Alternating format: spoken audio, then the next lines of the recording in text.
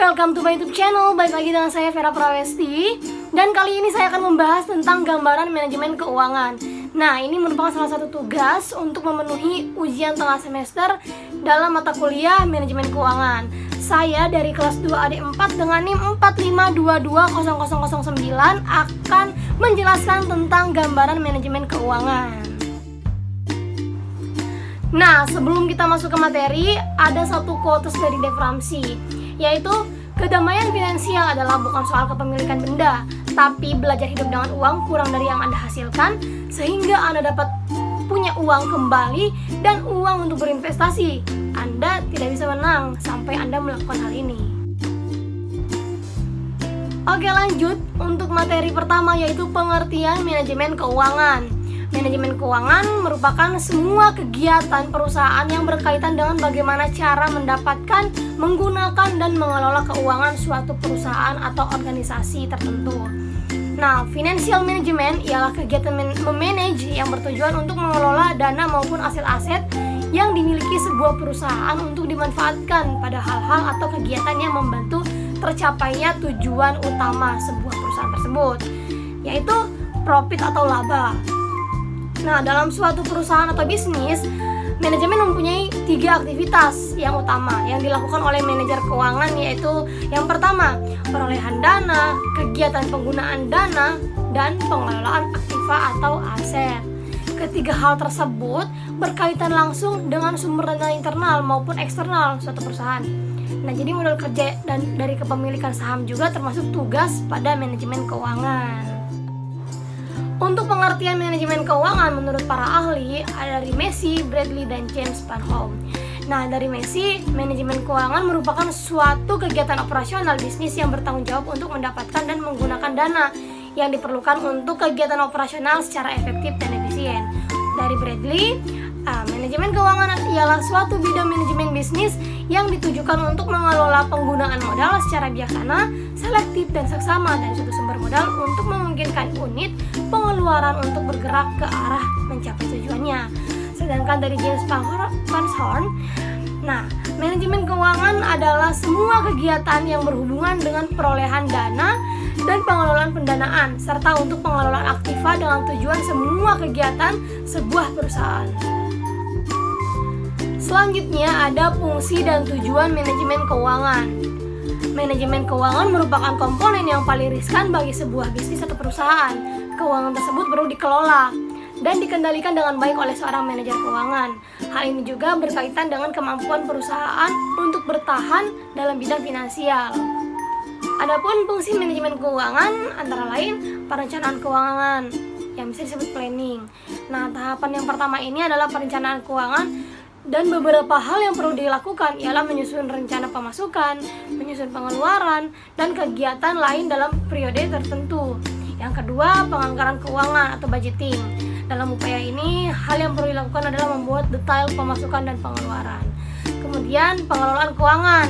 Dalam pengelolaan ini, pengguna SO data instansi atau ekonomi atau perusahaan secara maksimal dilakukan dengan berbagai cara yang mungkin dapat dilakukan. Kemudian pencarian keuangan. Pada poin ini dapat mencakup upaya mencari serta mengeksploitasi sumber dana yang didaya gunakan untuk mengoperasionalkan kegiatan suatu perusahaan. Kemudian penyimpanan keuangan. Nah, penyimpanan keuangan yang dapat dilakukan adalah mengumpulkan dana suatu perusahaan dan menyimpan atau mengamankan dana tersebut. Kemudian ada pengendalian keuangan atau controlling.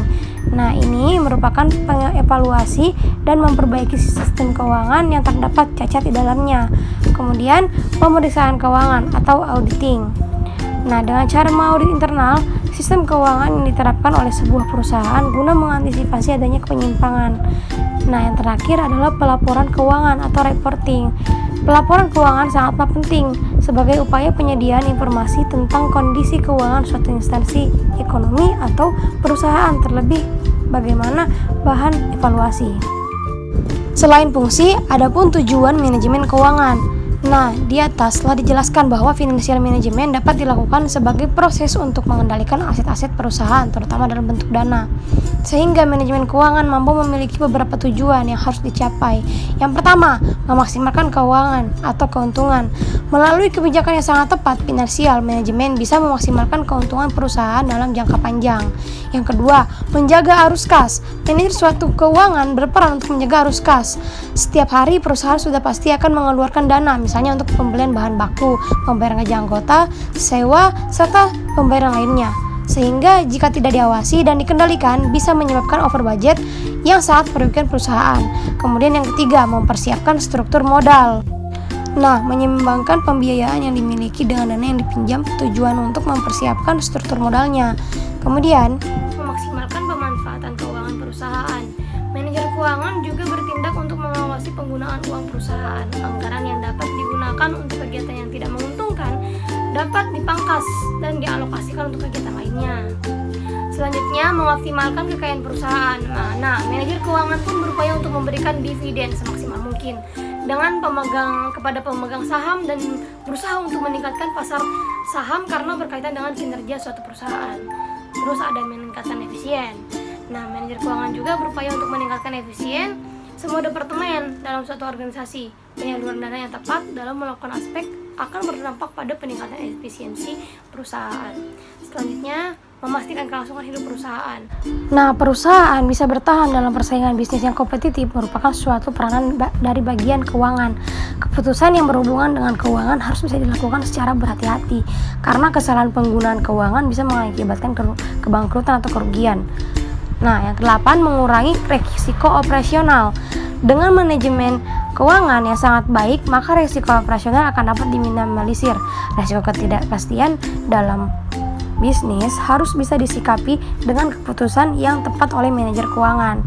Yang terakhir, mengurangi biaya modal. Perencanaan struktur modal harus bisa dibuat sedemikian rupa oleh manajer keuangan agar penggunaan biaya modal dapat diminimalisir. Materi selanjutnya ada prinsip manajemen keuangan. Nah, ada 7 prinsip dari manajemen keuangan yang harus diperhatikan antara lain. Yang pertama, konsistensi. Sistem dan kebijakan keuangan dari suatu organisasi harus konsisten dari waktu ke waktu. Ini tidak berarti bahwa sistem keuangan tidak bisa disesuaikan apabila terjadi perubahan organisasi tersebut. Pendekatan yang tidak konsisten terhadap manajemen keuangan ialah suatu tanda bahwa terdapat manipulasi dalam pengelolaan keuangan. Yang kedua, akuntabilitas. Akuntabilitas merupakan kewajiban moral atau hukum yang melekat pada individu, kelompok, atau suatu organisasi untuk menjelaskan bagaimana dana, peralatan, atau kewenangan yang diberikan ke pihak ketiga telah digunakan. Suatu organisasi harus dapat menjelaskan bagaimana dia menggunakan sumber dayanya dan apa yang telah dia capai sebagai pertanggungjawaban kepada pemangku kepentingan dan penerima manfaatnya. Ketiga, transparansi. Organisasi harus terbuka berkenan dengan pekerjaannya, menyediakan suatu informasi berkaitan dengan rencana dan kegiatannya kepada para pemangku kepentingan, termasuk di dalamnya menyiapkan sebuah laporan keuangan yang akurat, lengkap, dan tepat waktu serta dapat dengan mudah diakses oleh pemangku kepentingan dan penerima manfaat. Yang keempat, kelangsungan hidup. Agar keuangan terjaga, pengeluaran suatu organisasi di tingkat strategik maupun operasional harus jalan atau disesuaikan dengan dana yang diterima. Kelangsungan hidup yaitu suatu ukuran tingkat keamanan dan berkelanjutan keuangan organisasi. Manajer organisasi harus dapat menyiapkan sebuah rencana keuangan yang menunjukkan bagaimana organisasi dapat melaksanakan rencana strategiknya dan dapat memenuhi kebutuhan keuangan. Yang kelima, ada integritas. Dalam melaksanakan kegiatan operasionalnya, individu yang terlibat harus mempunyai integritas yang baik. Selain itu, suatu laporan dan catatan keuangan harus dijaga integritasnya melalui kelengkapan dan keakuratan pencatatan keuangan. Yang keenam, pengelolaan. Organisasi harus dapat mengelola dengan baik dana yang telah diperoleh dan menjamin bahwa dana tersebut dapat digunakan untuk mencapai tujuan yang telah ditetapkan. Yang terakhir, ketujuh, standar akuntansi. Sistem akuntansi dan keuangan yang digunakan suatu organisasi harus sesuai dengan prinsip dan standar akuntansi yang berlaku umum. Hal ini berarti bahwa setiap akuntan di seluruh dunia dapat mengerti sistem yang digunakan oleh suatu organisasi.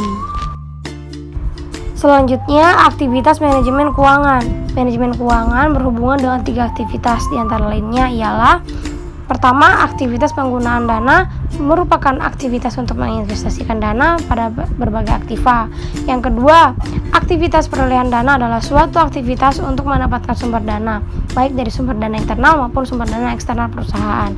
Yang ketiga, aktivitas pengelolaan aktiva ialah setelah dana diperoleh dan dialokasikan dalam bentuk aktiva, dana harus bisa dikelola seefisien mungkin. Materi terakhir, ruang lingkup manajemen keuangan. Manajemen keuangan memiliki beberapa lingkup, yakni sebagai berikut. Yang pertama, keputusan investasi, yaitu mencakup investasi pada aset tetap dan investasi pada aset lancar, yang disebut keputusan modal kerja. Yang kedua, keputusan finansial, yaitu hal yang berhubungan dengan peningkatan keuangan dari berbagai sumber, tergantung pada keputusan mengenai jenis sumber pendanaannya, periode pembayarannya, biaya, dan imbal hasil. Yang ketiga, keputusan dividen adalah seorang manajer keuangan harus bisa mengambil keputusan yang berkaitan dengan distribusi laba bersih kepada 2 bagian, yaitu bagian pemegang saham dan retained profit atau laba yang ditahan. Nah, itulah tadi materi yang bisa saya sampaikan untuk memenuhi ujian tengah semester saya. Untuk kalian guys, thank you for watching.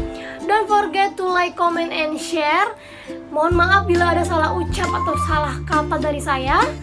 Kurang lebihnya mohon dimaafkan. Wabillahi taufiq wal hidayah. Wassalamualaikum warahmatullahi wabarakatuh. Dadah guys, jangan lupa di subscribe.